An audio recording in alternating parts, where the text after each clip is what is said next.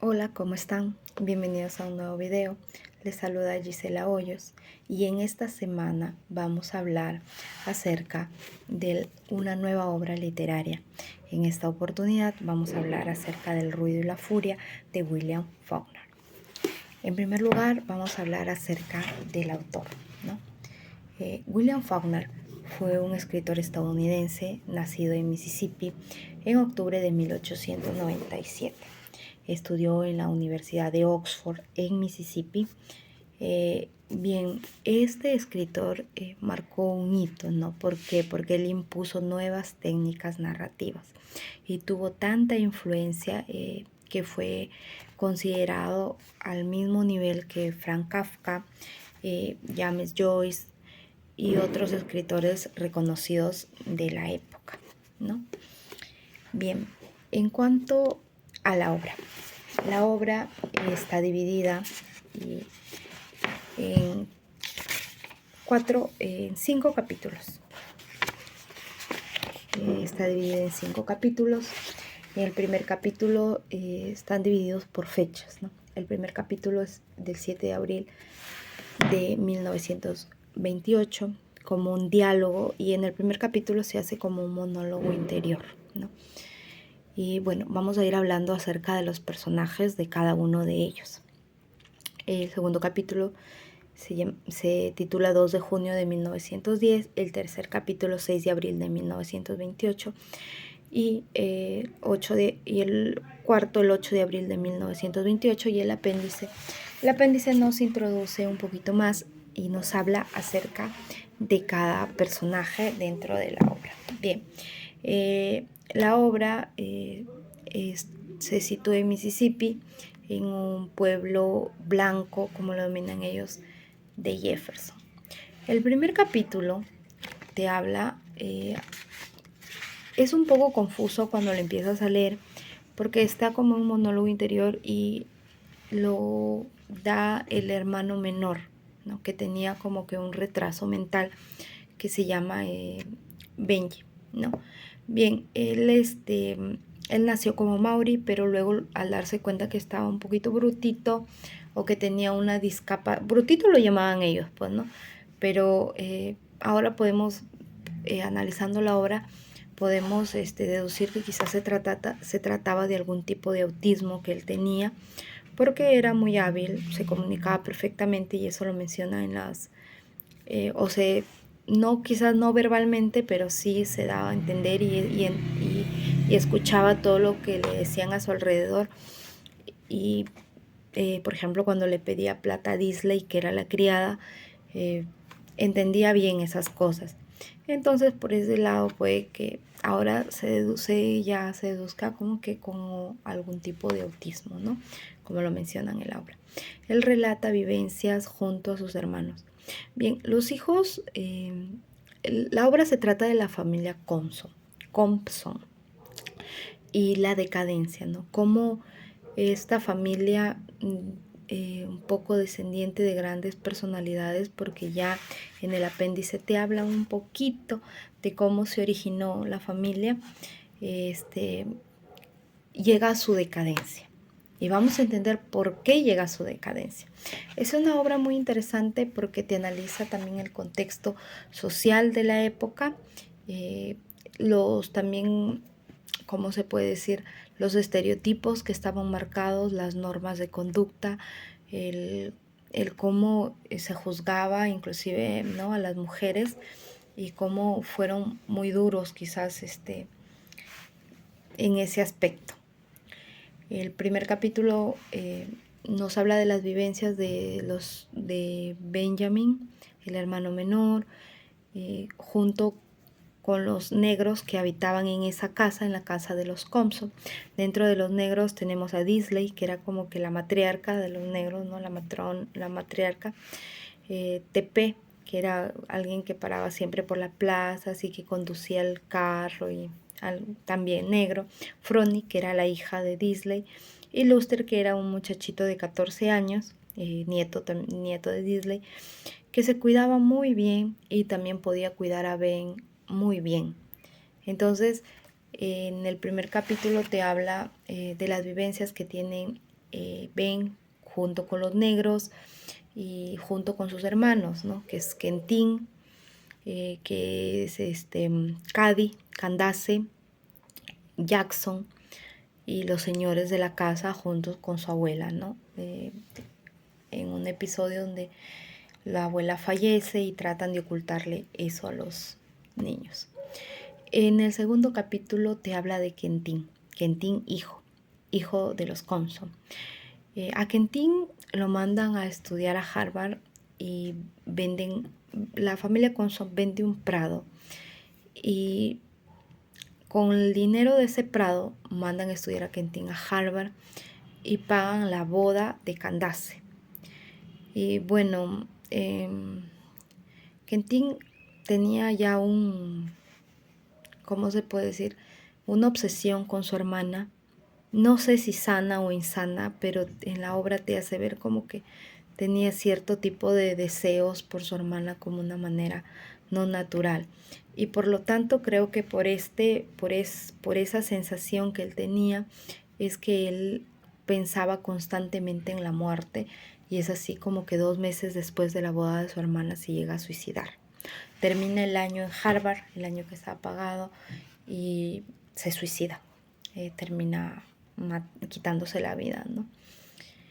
Y él, ese segundo capítulo le dedica, es como que él habla, ¿no? Él va contando su experiencia en Harvard, los amigos que hace, inclusive cómo rescata a una niña y cómo lo tratan lo acusan de que quería secuestrar a la niña, pero era como que él en todo momento estaba compartiendo con sus amigos, pero estaba pensando en Cady, estaba pensando en su matrimonio, tenía muchas cosas en la cabeza que quizás eso no era tan normal, ¿no? Bueno, luego viene en los 2 últimos capítulos ya nos hablan, por ejemplo, de cómo llega Jackson, el hermano, el tercer hermano, se hace cargo de la familia, como con la... A ver, quizás les voy a explicar un poco mejor, ¿no? En los 2 últimos capítulos te habla, ya no te menciona la muerte de Quentin hijo, pero sí te habla ya el retorno de Cady a su casa. O sea, Cady se casa, pero ya embarazada de 2 meses de su hija, a la que ella llama Quentin. Sin importarle el sexo, si era hombre o mujer, ella lo llama Quentin. Esa niña llega a la casa y marca ya una decadencia, ¿no? Para la familia Compson. Marca una decadencia porque ya esa niña ya estaba condenada, ¿no? Nunca fue registrada con un apellido y como que ya, como mencionamos anteriormente, estaba como que estereotipado lo que ella significaba ya, ¿no? Recibió el rechazo desde el primer momento. Inclusive Jackson padre, porque era el padre, el patriarca, se sume profundamente en el alcohol y a raíz de eso fallece. O sea, como que se mata también. ¿Por qué? Porque recibe la noticia de la muerte de su hijo, de Quentin, y luego la desgracia de que Cady llega, deja a la niña y ella es expulsada de su familia, no es recibida. Y bueno, más adelante vamos a ver qué pasó con cada uno, pero bueno, eso es lo que te trata de explicar en esos capítulos, ¿no? Jackson toma el control de la familia, pero también aprovechándose un poco. Jackson me pareció un tipo muy desagradable en la obra, muy desagradable, porque para él todas las personas con habilidades eran o sea, tranquilamente lo podía hacer un Compson, ¿no? Compson, perdón si lo digo mal. Entonces, él ya de por sí despreciaba a su sobrina y su hermana le enviaba una cantidad mensual, ¿no? A él.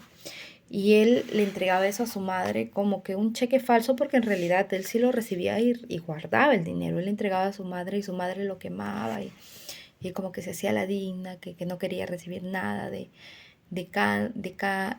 Candace, porque era como que de él, ¿no? El origen de Quentin nieta, de la hija de Candace, no se desconoce, salió embarazada de un hombre desconocido, pero en la obra te hace creer más o menos y pensar como que era del hermano, aunque luego al final dice que no consumaron o te da a entender algo así, pero no queda muy claro y uno asume pues que podría ser producto de un incesto, ¿no? Porque Quentin estaba fuertemente empecinado en que ella no se casase. Inclusive le llega a confesar a su padre que él había cometido incesto. Bueno, cuando el patriarca de los Consop muere, Jackson se hace cargo de la familia y bueno, y este ejerce como cierta influencia donde la mamá, ¿no? Y él se encarga de todo, de todos los gastos, de todo. Y bien, él había ido a él se dedicaba al algodón y había abierto su tienda y por ahí como que manejaba, ¿no? El teje y el meje, se puede decir, de sus negocios. Y bueno, y pasó algo bien curioso también porque él recibe el robo de un dinero que tenía por parte de su sobrina. Pero él a su sobrina le daba un trato pésimo, muy malo, la trataba como perra, disculpen la palabra, pero la trataba muy mal. Entonces, eso es lo que decía, ¿no? Él, con palabras así literales. Y la maltrataba mucho y por eso es que ella decide ir y decide llevar y le roba, ¿no? Y donde en primera instancia él le denuncia que era por un monto de $3,000. Él se va, la busca, pero no da con ella y no se vuelve a saber nada más de ella. Bien, y ahora ya para finalizar, vamos a hablar acerca de la última parte de la obra, que es el apéndice, y que nos dice más o menos qué es lo que pasó con cada personaje, ¿no? Bien, la obra más o menos te relata en el apéndice de la descendencia, ¿no? De la familia. El primer personaje que aparece es Ikemotuf, que fue como una especie de rey, ¿no? Luego aparece Jackson, luego te menciona a Quentin Malachán, que vendría a ser el abuelo, a Charles Stuart y luego a Jackson Lockhart. Y por último ya, bueno, menciona a la familia ya en sí, ¿no? Empezaremos pues hablando primero por Quentin, el hijo mayor de los Conson, de la señorita Fernanda y del señor Jackson, ¿no? Sus hijos. Quentin III, él se suicida en Cambridge, ¿no? Massachusetts, en junio de 1910. Como ya lo mencionamos, 2 meses después de su boda. Y fue un episodio triste y que marcó una decadencia, el inicio de la decadencia de toda la familia. Luego viene Cady, ¿no? Que se casó embarazada de 2 meses en 1910. La procedencia del hombre, como ya lo explicamos anteriormente, el padre de su hija nunca se supo. El hombre le pidió el divorcio en 1911, cuando se dio cuenta. Y bueno, ella lo nombró, como ya dijimos, Quentin, sin ni siquiera saber el sexo. Se casa nuevamente en 1920 con un magnate del cine. Igual se divorcia en 1925, ¿no? Bien, Quentin como que ya aceptó su destino, se puede decir, ¿no? Pero fue bastante diferente para lo que era la época. Lo último que se supo de Candace fue que la vieron, una bibliotecaria la vio en una foto junto con un general de Estado Mayor alemán. Se va, le dice a Jackson, a su hermano, lo visita en la tienda, que lo había visto, y pues él se niega a creer que era Quentin, y luego se va. Y para esto ya la señorita Fernanda, como la llamaban, ya había fallecido. Ya no, ya que el que dispuso de todo, falleciendo el patriarca, el señor Jackson y la señorita Fernanda, el único cuerdo se hace cargo, que vendría a ser Jackson. Con Quentin muerto, Candace desaparecida, y lo único que se supo que fue vista por última vez con un general del Estado Mayor del ejército alemán, y que nadie se fue a buscarla ni a reclamarla. Ya ella cogió su rumbo. Jackson encierra a Benjamin en un psiquiátrico, y ya él queda soltero. Desintegra a los negros, vende el prado, todos los pedazos que había, lo vende la casa, la reparte por pedazos, y él se va a vivir a otro lado, ¿no? Entonces ya ese es el fin de la familia. Nadie, como mencionamos, ese también es el fin de Candace.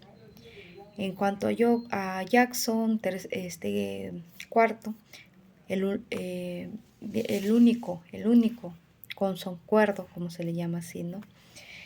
Tiene una fuerte enemistad desde un principio con Disley, que es la negra sirviente, como lo llama, y que bueno, por ella trataba bien a su mamá, pero en realidad no la trataba bien, aprovechaba mucho, o sea, la manipulaba mucho su mamá, aprovechaba su condición de proveedor para manipular demasiado a su mamá. Y bueno, eso es lo que se puede decir de Jackson. También como que chantajeaba acerca de la ilegitimidad de su sobrino, ¿no? Bueno, al final de la obra te menciona un episodio muy importante, ¿no?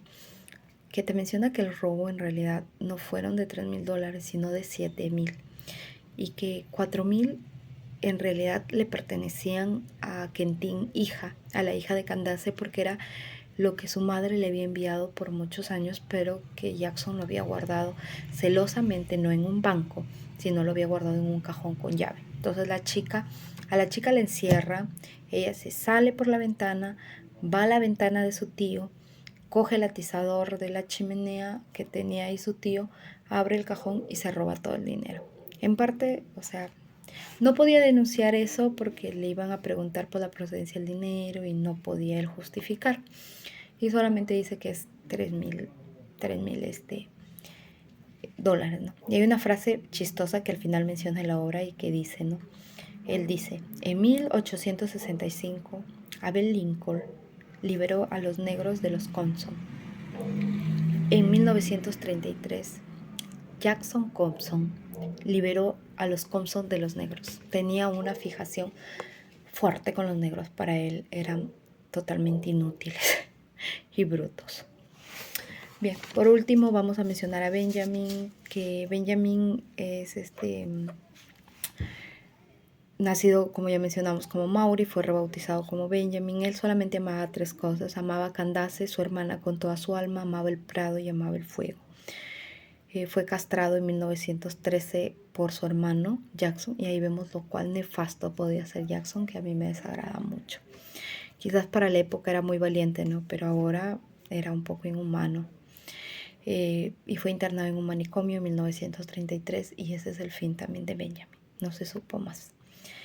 Luego la Quentin nieta, que huyó con el saltimbanqui de un circo, y que fue acusado de bigamia también, ¿no? Y ese es el fin de la familia Compson y el ruido y la furia. Creo que el ruido representaría el estilo de vida, ¿no? El hablar de la gente. Y la furia estaría centrado más en Jackson, que para mí se convirtió como que en el personaje principal de la obra. Bien, amigos, eso ha sido todo con esta maravillosa obra. Los invito a leer la obra, les invito a dejarme sus comentarios, y también nos vemos en un próximo video en estos días acerca de una nueva obra que también es muy bonita y es muy interesante. Cuídense, hasta luego.